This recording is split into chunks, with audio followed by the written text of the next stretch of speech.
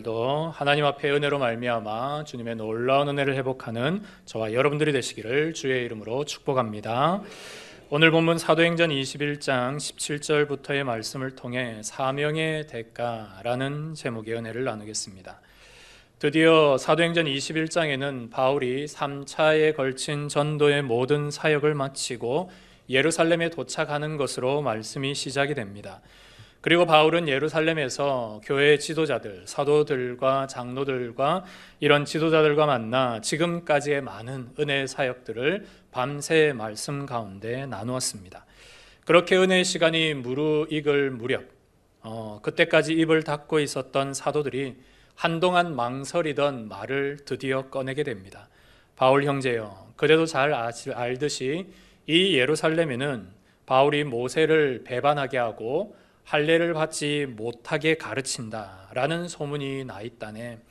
아마도 그들이 바울이 온 것을 알면 당신을 잡아 어떻게 할지 모르겠네. 그러니 이렇게 이번에 4명의 성도가 있는데 이 4명의 성도가 서원을 마무리할 때 바울 형제 당신도 같이 성전에 들어가서 그들과 함께 이 나실인 서약을 마무리하게. 그러면 사람들이 그대가 율법을 지키는 줄 알 것이네. 이렇게 말을 했던 것입니다. 이 말을 곰곰이 듣고 있었던 바울은 참으로 마음이 참담했습니다. 그리고 마음이 대단히 아프고 답답했습니다. 먼저는 바울은 절대 한 번도 모세를 거스르라, 모세를 배반하라 라고 가르친 적이 없습니다. 모세와 선지자들의 율법 위에 예수님의 복음을 강조하다 보니 할례라는 것의 무가치함을 말했던 것입니다. 그런데 유대인들이 이 일에 대해서 할례를 받으나 할례를 받지 않으나 예수만 믿으면 구원 얻는다는 이 예수님의 복음을 저버리고 그가 모세를 거역한다, 그가 할례를 받지 못하게 한다, 이런 가짜 뉴스가 이 예루살렘 가운데 퍼진 것입니다. 심지어 예수님을 믿는 그리스도인들이 이러한 바르게 되지 않은 복음 가운데 그들이 사로잡혀 있었다라는 사실입니다. 이 거짓 소문과 거짓 복음에 빠져 있는 예루살렘 성도들을 향해 이 바울의 마음이 대단히 가슴이 아팠습니다. 다른 한 가지 이유는 이 예루살렘 교회의 결정입니다. 물론 바울 사도를 걱정한 것이 있습니다. 바울이 이 일로 말미암아 해를 당하지 않게 하려고 바울을 걱정하는 마음으로 이 일을 결정했지만 이것은 정치적인 타협에 불과합니다. 사람들을 잠재우고 사람들에게 그런 일들을 무마시키려고 하는 일종의 눈가림의 일들에 지나지 않는 것이죠. 대단히 바울의 입장에서는 자존심이 상하는 일입니다. 이처럼 바울이 예루살렘에 왔지만 그에게 놓여 있는 일은 이렇게 마음의 상처와 아픔을 주는 결정들 뿐이었습니다. 하지만 오늘 본문에 보면 바울은 이 일에 대해 어떤 말도 어떤 자기 변명도 하지 않습니다. 그리고 다음 날 이 4명의 사람들과 함께 성전으로 들어가 나실인 서약을 마무리합니다. 이 나실인의 서약이란 그들이 정한 기간 동안 머리를 깎지 않고 금식을 하고 하나님 앞에 정한 기도의 예물을 드리는 이러한 서원의 기간을 말합니다. 그때가 끝나면 성전에 가서 하나님 앞에 귀한 예물을 드리고 머리를 깎고 나오고 제사장들에게 이 기간이 끝났다라고 신고를 하고 나와야 되는데 바울이 이 모든 일을 그 4명의 성도들과 함께 한 것입니다. 그러니 이것을 보고 있었던 수많은 자들, 성전에 있었던 자들, 유대인들에게 바울이 이런 하나님 앞에서의 율법의 일들을 지키는구나, 이런 소문이 또한 났을 것입니다. 그럼에도 불구하고 바울은 이 모든 일들에 자기의 마음에 큰 아픔과 상처가 있었지만 이 일을 마땅히 기꺼이 감당하게 됩니다. 바울이 어떻게 이런 일들을 할 수 있었을까? 그가 고린도 교회에 보낸 편지에 보면 그의 마음이 고스란히 나타나 있습니다. 바울은 유대인들을 향하여 나는 바리새인과 같이 행동하고 바울은 이방인들을 향하여 나는 헬라인과 같이 행동하며 어떤 모습을 통하여든지 한 영혼이라도 구원하고자 하는 것이 곧 나의 마음이다 라고 바울은 이야기합니다. 즉 바울의 모든 심장 속에는 예수님의 마음이 들어있었고 예수님의 영혼을 살리려고 하는 마음이 가득했기에 그는 유대인을 향하여서는 바리새인처럼 이방인을 향하여서는 헬라인처럼 그렇게 행동할 수 있었던 것입니다. 하지만 그가 이렇게 영혼을 살리는 일에는 수없는 고통과 상처가 따랐습니다. 육신으로는 수없이 매를 맞았고 또 돌에 맞았으며 감옥에도 여러 번 갇히게 되었습니다. 정신적으로는 얼마나 많은 사람들이 자기를 죽이려고 덤벼듭니까? 그런 사람들을 위해 피해 도망해야 했고, 그리고 오늘처럼 이렇게 자신을 모함하는 수많은 무리들에게 하나님의 복음을 변명해야만 하는 그런 스트레스와 압박이 어마어마하게 심했습니다. 그런 일들이 하루 이틀도 아니고 바울의 평생에 쫓아다니고 있는 상황이었지만 그는 이런 상처들을 능히 거뜬히 이겨내고 있었습니다. 과연 그가 어떤 사람이었기에, 그는 어떤 마음을 가졌기에 이렇게 큰 상처를 극복할 수 있었을까요? 오늘 우리는 이 본문의 내용을 통해 우리가 가진 상처들, 이 바울이 가진 상처들을 어떻게 이겼는지를 바라보며 우리 안에도 우리 속에 있는 크고 작은 상처들을 해결함 받는 은혜의 시간이 되시기를 소망합니다. 첫 번째로 우리가 상처를 이기는 방법은 자신을 죽여야 상처를 이길 수 있습니다. 사도행전 21장의 바울의 상처는 비단 예루살렘에만 있었던 것이 아닙니다. 거짓 소문과 거짓 복음과 또 이 일에 대하여서 정치적인 타협을 하는 그런 교회의 결정에만 그가 상처 입은 것이 아니라 그가 예루살렘으로 오는 많은 과정에서도 이미 많은 상처를 안고 왔습니다. 여러분 오늘 성경을 보십시오. 우리가 오늘 읽지는 않았지만 4절의 말씀에 보시면 그가 예루살렘으로 오기 전에 들렀던 두로라는 도시가 나옵니다. 이 두로에도 많은 성도들이 있었는데요. 이 성도들이 바울이 온다는 소식을 듣고 그들이 기도했습니다. 하나님, 바울 선생님이 오면 우리가 어떻게 할까요? 또 바울 선생님이 오면 우리가 이후에 사역들을 어떻게 하면 좋겠습니까? 라고 기도하는데 이 성도들의 동일한 기도의 응답이 무엇이었냐면 바울에게 이렇게 말하라. 바울이 예루살렘에 가면 큰 고통을 당할 것이다. 이 말을 들으니 이들의 심정이 얼마나 잡잡했습니까? 그리고 그 말을 바울에게 말할 때 그들에게 눈물이 뚝뚝 떨어졌습니다. 선생님, 절대 예루살렘 가지 마십시오. 성령께서 우리에게 말씀하셨습니다. 분명히 거기에 가면 큰 화를 당할 것이라고 그렇게 바짓가랭이를 붙잡고 울면서 바울을 말립니다. 바울도 이미 알고 있었는데 여기에서 또 한 번 확인을 한 것이죠. 그렇게 울고 있는 성도들을 뒤로하고 아쉬운 마음을 뒤로하고 그는 가이사랴라는 지방으로 또 가게 됩니다. 10절 말씀해 보시면 이 가이사랴에서 또 만난 한 인물이 있습니다. 이 가이사랴에는 빌립 집사, 그 7 집사 중에 하나 사마리아를 전도했던 빌립 집사의 집에서 이 바울이 유숙하고 있었는데 아가보라고 불리는 선지자가 이 집에 오게 됩니다. 선지자가 왔으면 하나님의 말씀으로 축복을 하거나 권면을 하거나 그럴 줄 알았습니다. 그런데 이 아가보가 하는 일은 바울의 몸에서 띠를 빼서 그 띠를 자기의 손에 묶고 네가 이와 같이 잡혀갈 것이다.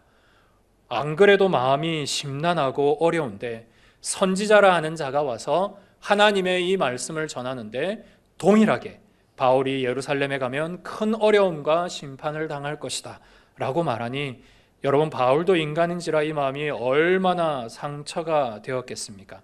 그런데 여러분, 오늘 본문에 보면 바울이 이런 일들에 대해 마음이 아파하거나 마음이 힘들어하거나 이 일을 상처로 두고 어려워하지 않았음을 보게 됩니다. 오늘 본문 말씀 13절, 여러분 13절의 말씀을 한번 보십시오. 주목해 보시면 나는 예수의 이름을 위하여 결박당할 뿐 아니라 예루살렘에서 죽을 것을 각오하였느니라. 바울이 수많은 전도 사역을 거치면서 그가 기도의 응답도 받았고 오늘 두로에 있었던 성도들의 기도에 동일한 응답도 받았고 이 아가보라 하는 선지자의 동일한 예언의 말씀도 보면서 내가 예루살렘에 가면 분명히 화를 당하겠구나. 하지만 나는 예수의 이름을 위하여 결박당하는 거 그렇게 어렵지 않다. 심지어는 나는 거기 가서 죽을 각오도 하고 있다 라고 그렇게 담대히 말하고 있습니다. 우리가 아는 대로 바울은 대단히 강성인, 자존심이 대단히 강한 인물입니다. 그의 인생의 일들을 보면 그가 왜 이렇게 자존심과 자만이 가득한 사람인지 알 수 있습니다. 왜냐하면 그는 바리새인 중에 바리새인이요 유대인 중에 유대인이었고 가장 높은 바리새인 스승인 가말리엘의 수제자였으며 그의 모든 지식의 능력으로는 유대 신학교의 총장을 할 수 있는 능력이었고 헬라 철학과 헬라 말에도 능통한 자였습니다. 그리고 모든 나라에서 프리패스가 되는 로마 시민권자이기도 했습니다. 그러니 그 당시에 바울을 이길 사람은 아무도 없었습니다. 유대인이든 헬라인이든 바울에 범접할 수 있는 인물은 아무도 없었습니다. 그런 자존심 강한 인물, 그런 자존감 강한 인물이었던 바울이었지만 그는 모든 인생의 일들 속에 단 한 번도 자기 자신을 드러내지 않습니다. 예수님을 만난 이후부터 그의 모든 삶에는 자기 자신이 아니라 오직 예수 그리스도만을 전하고 그 예수 그리스도만을 위해 살아가는 인생으로 변화되었던 것입니다. 로마서 말씀해 보시면 이 바울의 인생의 가장 중요한 슬로건이 나옵니다. 나는 죽고 예수로 사는 삶.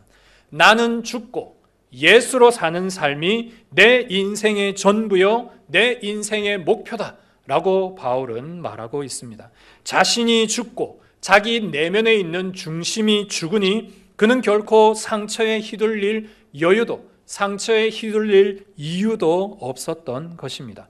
왜냐하면 죽은 사람은 상처를 느낄 수 없기 때문입니다. 죽은 사람은 아무리 꼬집어도 핥혀도 상처를 느낄 수 없습니다. 왜냐하면 자기를 부인하고 자기를 이미 십자가에 못 박은 사람은 더 이상 이런 육신적인 아픔, 정신적인 고통과 상처에서 벗어나 오직 예수 그리스도를 향해 달려갈 수 있기 때문입니다. 여러분, 우리가 치과 치료를 받고 수술을 받을 때 마취를 합니다. 마취를 하는 이유는 그 주변의 신경을 모두 끄기 위해서입니다. 신경을 꺼버리면 우리는 더 이상 통증을 느끼지 못합니다. 동일하게 여러분 내면에 있는 여러분 자신이라는 신경을 우리가 끌 때 비로소 우리는 우리 안에 내면에 있는 상처를 우리가 극복하고 넘어갈 수 있습니다. 그러므로 가장 중요한 것은 여러분이 상처를 이기려면, 여러분 내면 속에 있는 아픔과 어려움들을 이겨내려면 여러분 자신을 십자가에 못 박고 여러분 자신을 예수 안에서 죽여내는 일이 있어야 합니다. 사명보다 중요한 것, 헌신보다 중요한 것은 내가 과연 십자가에 못 박혀 죽었느냐, 이 사실을 확인하는 것에 있습니다. 여러분, 얼마나 사명이 중요합니까? 우리가 예수 그리스도의 복음을 안고 살아가는 이 사명의 일 얼마나 중요합니까? 내 평생의 주를 위해 내 한 목숨 바치리라 헌신하는 이 고백 얼마나 중요합니까? 그런데 이러한 사명과 헌신의 고백 이전에 나는 과연 십자가에서 죽었는가를 여러분이 반드시 확인하시기를 바랍니다. 그리고 여러분이 반드시 십자가에 죽었다면 오늘 여러분들이 바울과 같이 여러분 내면 속에 있는 복잡하고 어려운 상처의 문제들을 더 이상 관여하지 않으시고 그 상처를 극복할 수 있는 은혜가 있을 줄 믿습니다. 여러분 가운데 있는 내면의 이런 것들을 주님의 십자가의 못을 받고 예수님께 여러분의 생명을 맡기시기를 바랍니다. 주님은 우리에게 분명히 말씀합니다. 십자가의 멍에는 가벼운 것이라. 주님은 절대 십자가를 무겁다라고 말한 적이 단 한 번도 없으십니다. 주님의 십자가는 가볍습니다. 그 가벼운 십자가를 질 때 여러분의 상처, 여러분의 무거운 짐들이 이미 사라진 줄 믿습니다. 그래서 여러분 십자가를 통하여 여러분 자신을 포기할 때 여러분 내면 속에 힘들고 어려운 상처와 고민들이 주님 안에서 다 해결되는 그런 은혜의 일들이 가득하시기를 주의 이름으로 축복합니다. 두 번째로 우리가 상처를 이길 수 있는 비결은 성령 충만할 때 상처를 이길 수 있습니다. 이 두 번째 주제에 있어서 우리가 주목하는 사람은 바울이 아니라 예루살렘 교회입니다.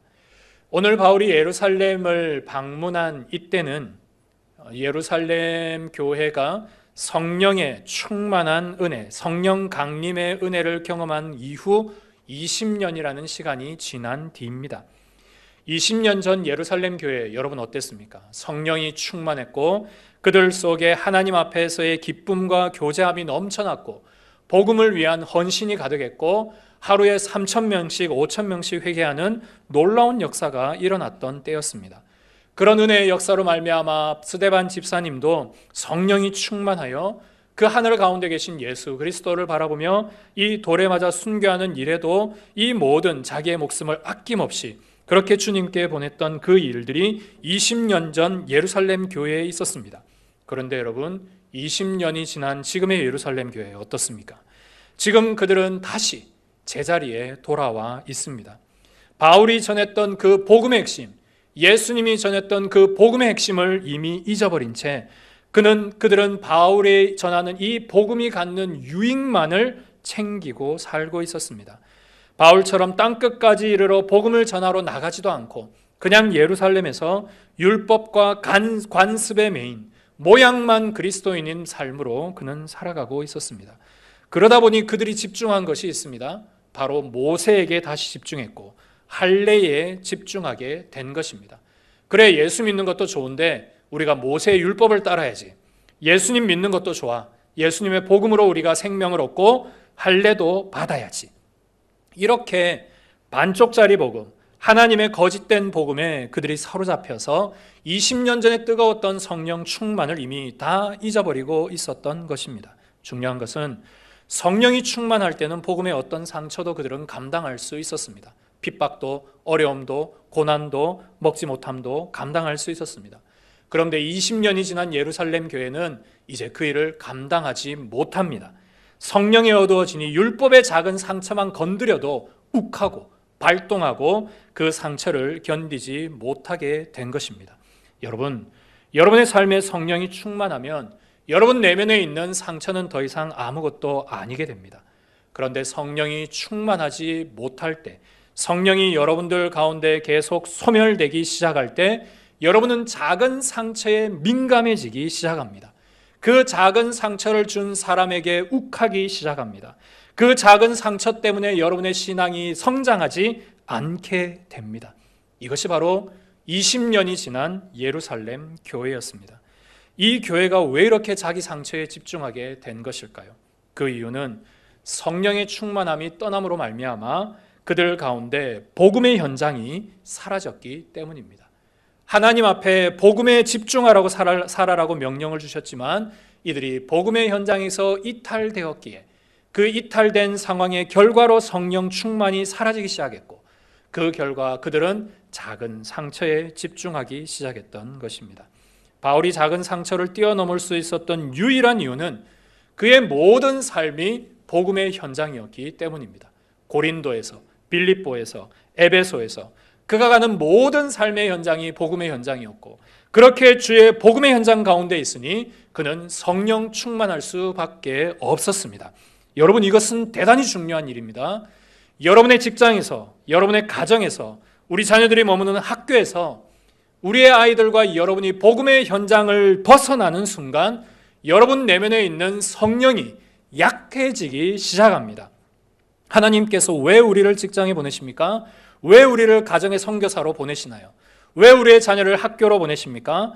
학업을 통해 그 학교에서 우리가 만나는 모든 복음의 영향력을 드러내 친구들에게 복음을 전하기 위해 우리에게 학교라는 것을 허락해 줍니다. 직장과 사업장과 일터에서 여러분이 만나는 많은 사람들에게 내가 만나는 복음의 현장에서 예수 그리스도를 증거하기 위해 오늘도 여러분들이 직장과 사업장과 일터에 출근합니다. 그러므로 여러분, 이 복음의 현장을 잊어버리지 않도록 기도하시기를 바랍니다. 여러분들이 아침에 출근하실 때, 그 바쁜 와중에 출근하실 때 하나님, 내가 오늘도 일도 열심히 해야 되고 좋은 성과도 내야 하면서 동시에 내가 만나는 그 모든 동료들에게 주님의 복음 전할 수 있도록 은혜 주십시오. 여러분 10초만 기도하시고 출근하십시오. 그러면 여러분의 그 모든 직장과 사업장이 복음의 현장으로 변화될 것입니다. 그러면 여러분들은 성령 충만한 직장인, 성령 충만한 사업인, 성령 충만한 가정에서의 주부가 되고 이런 성령 충만한 사람에게는 복음의 역사가 그대로 드러나게 되어 있습니다. 이게 바울이 오늘 우리에게 들려주시는 중요한 복음의 현장입니다. 예수님이 우리에게 뭐라고 말씀하셨습니까? 너희는 가라, 모든 민족으로 제자를 삼아라. 그러면 내가 너희와 영원토록 함께 하겠다. 주님이 언제 함께 하시겠다고 하십니까? 네가 가서 복음을 전하고 모든 민족으로 제자를 삼을 때 내가 너희에게 임마누엘의 축복을 허락해 주시겠다 약속하십니다. 그래서 여러분, 언제나 여러분의 삶에 복음의 현장을 만드시고 그 복음의 현장에 하나님의 복음을 따라 살아가는 충만함을 여러분들이 간구하실 때 성령은 능히 여러분들을 하나님의 사람으로 인도해 주셔서 여러분을 통해 놀라운, 오늘이 바울과 같은 복음의 놀라운 역사들이 일어날 줄 믿습니다. 그렇게 되면 여러분 내면에 있었던 큰 상처들, 마음의 아픔들, 고통들, 해결함 받지 못하는 일들, 그것을 누가 해결해 주시느냐? 성령님께서 해결해 주십니다. 왜냐하면 성령님은 위로의 성령님이시기 때문입니다. 성령님은 마치 어머니의 품처럼 여러분의 모든 상처, 여러분의 모든 아픔, 여러분 내면 속에 해결되지 못하는 그 마음속 깊은 곳에 있었던 모든 아픔들까지 다 위로해 주시고 만져주시고 해결해 주시는 분이십니다. 그래서 여러분, 성령이 충만하면 상처가 해결되는 것입니다. 그래서 바라기는 여러분 내면 가운데 성령 충만하시기를 주의 이름으로 축복합니다. 그리고 여러분들의 모든 삶 속에 복음의 현장을 잊지 마시기를 축원합니다. 그래서 언제나 여러분의 육신과 영혼이 주 안에서 평안과 은혜를 누리며 바울과 같이 복음으로 전진해가는 그런 기쁜 복음의 삶을 사시기를 주의 이름으로 축복합니다. 세 번째는 은혜가 상처를 이깁니다. 우리가 흔히 은혜 받았다라는 말을 합니다. 은혜를 받았다라고 말을 할 때는 하나님께서 말씀을 통해 뭔가 나에게 깨달음을 주시거나 예수님의 큰 사랑이 내 마음에 깊이 그게 느껴지거나 또 성령께서 동행하시고 내게 모든 위로를 경험하시게 하시거나 이런 일들이 있을 때 우리는 주님께 은혜를 받았다라고 표현을 합니다. 그리고 신자에게 있어서 가장 큰 은혜는 우리가 예수 그리스도를 믿음으로 말미암아 주님의 아들, 주님의 딸, 이러한 양자됨의 축복을 우리가 허락받은 것입니다. 주님 앞에 우리가 양자가 되었다라는 사실은 이제 우리는 세상의 법이 아니라 하나님의 법대로, 하나님의 뜻대로 살아가는 은혜의 권세를 누리게 되었다라는 사실입니다. 그 은혜로 말미암아 우리가 아버지의 뜻대로 살아갈 때 우리는 예수님께서 보여주신 말씀의 의미대로 원수도 사랑하고 그를 포용하고 안고 사랑하게 됩니다. 이러한 일들이 바로 구약 창세기의 요셉의 이야기입니다.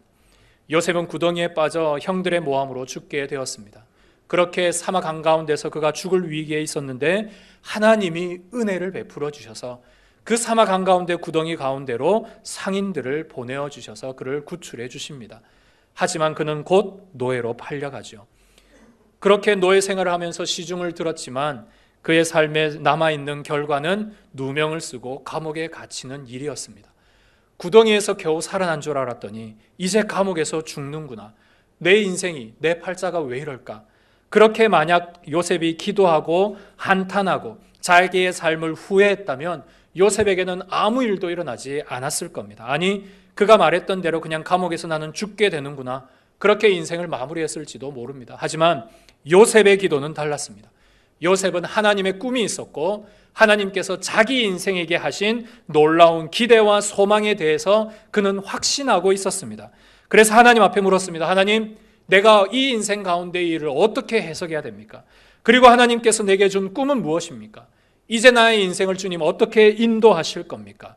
그렇게 기도했던 요셉, 그 감옥에서 2년 동안 기도했던 요셉에게 하나님은 놀랍도록 그를 애굽의 총리의 자리까지 인도해 주십니다.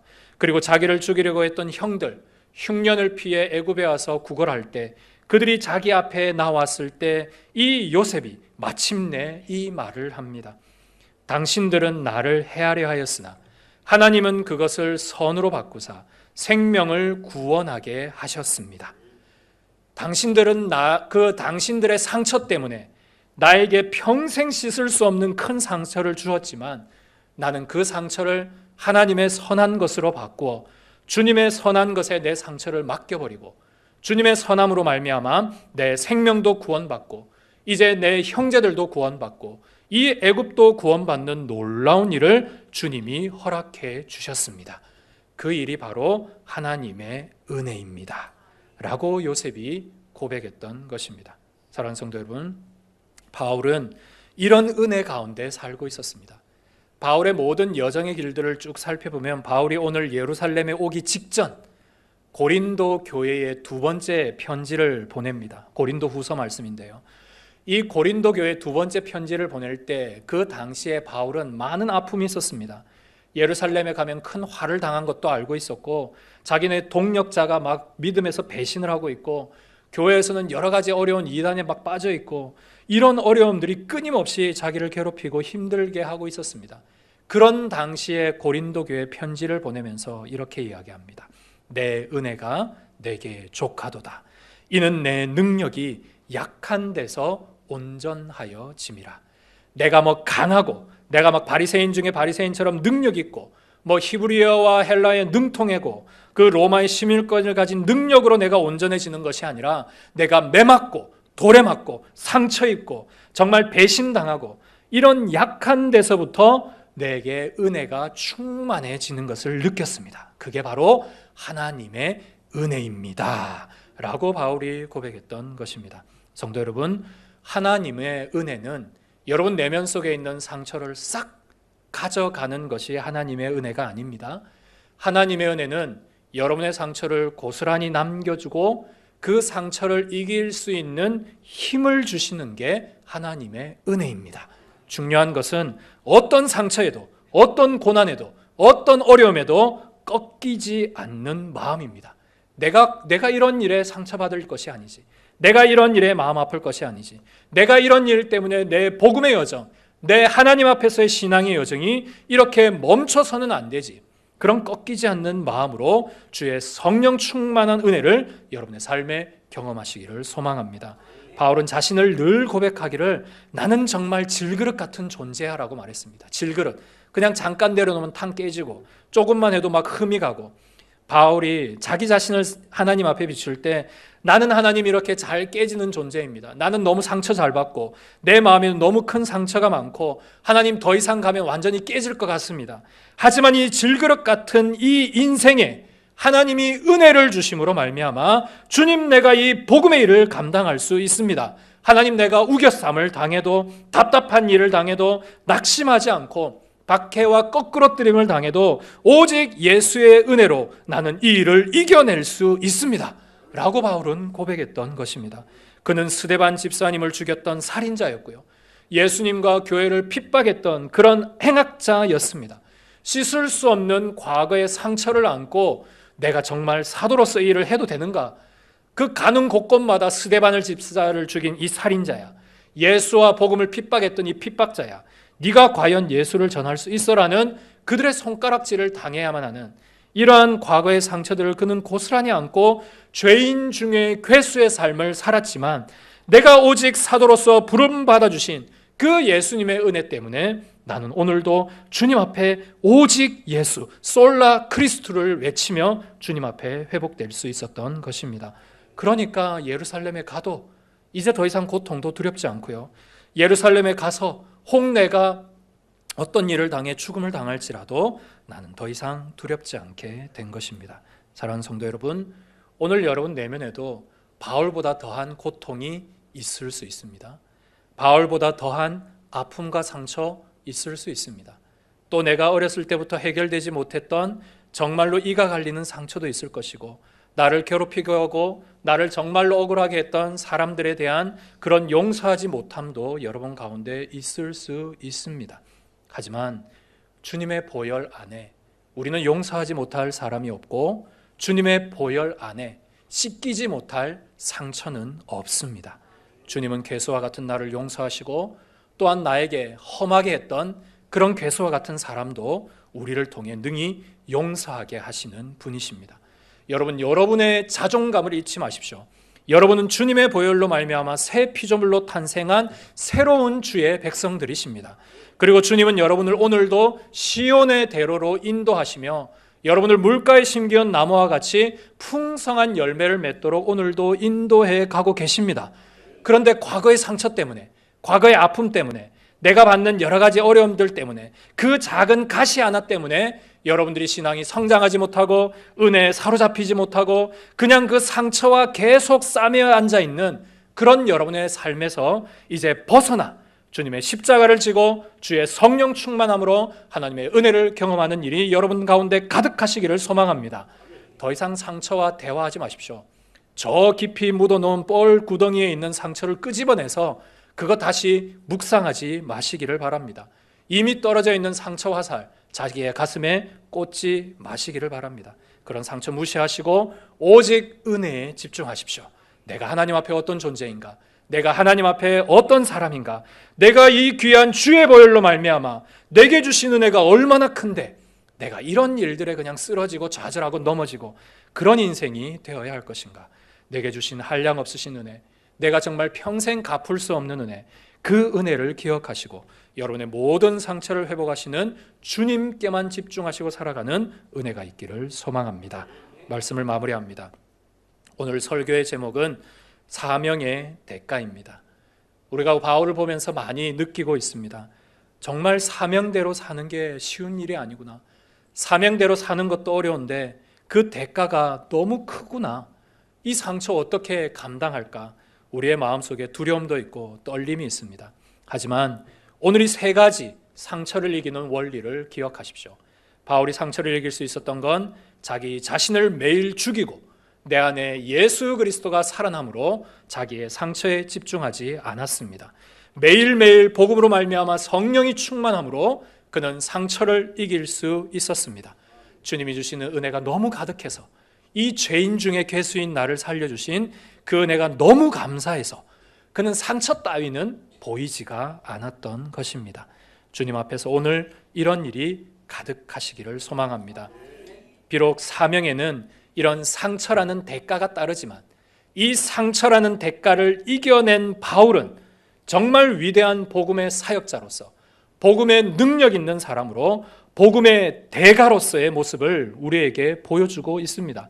사명을 감당함으로 말미암아 하나님의 일들을 감당할 때 그는 어렵고 힘든 상처까지도 능히 이겨내었던 것입니다. 오늘도 여러분의 내면 속에 있는 것들을 두려워하지 마시고 예수님을 기억함으로 이겨내시기를 소망합니다. 그래서 오늘도 주어진 사명에 오늘 바울과 같이 위대한 복음의 대가들이 되시기를 주님의 이름으로 축복합니다.